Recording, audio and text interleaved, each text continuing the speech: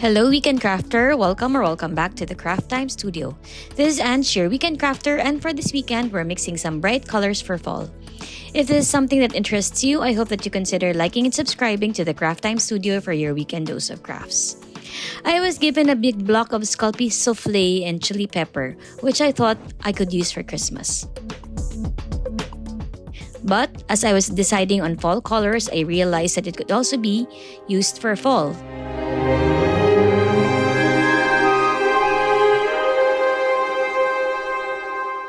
I also used the following colors: Scalpy Souffle in Pumpkin,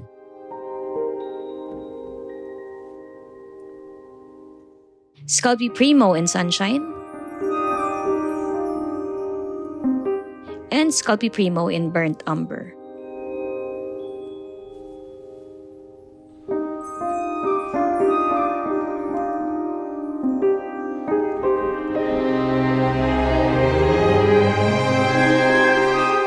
For the first color, let us mix pimiento. Mix 7 parts of chili pepper and 1 part of pumpkin.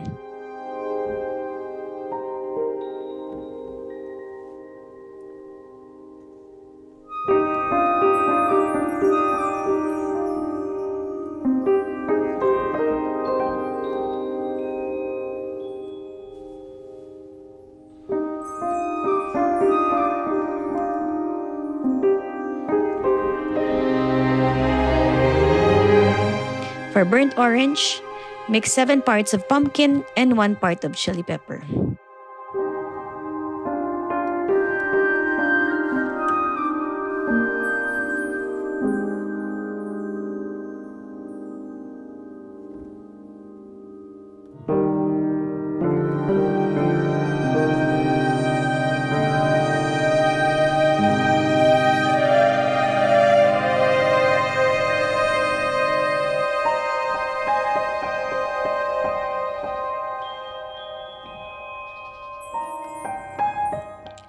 For rust, let us mix 7 parts of chili pepper and 1 part burnt umber.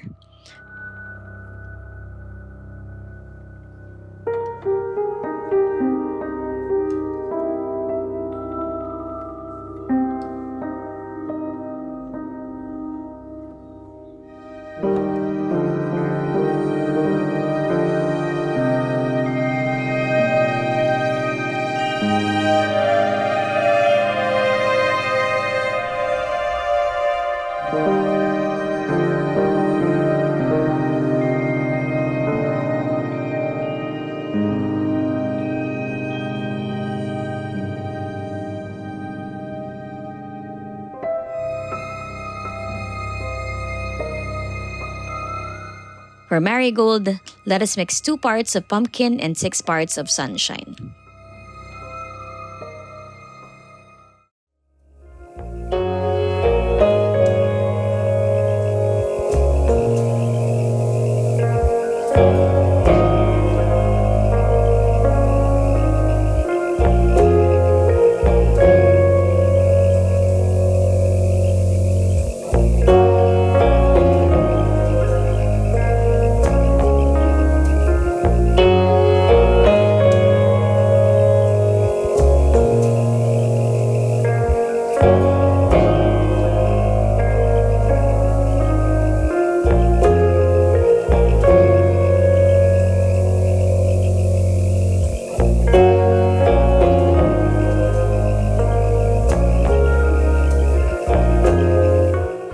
Now presenting my 4 colors for fall: marigold, rust, burnt orange, and pimiento.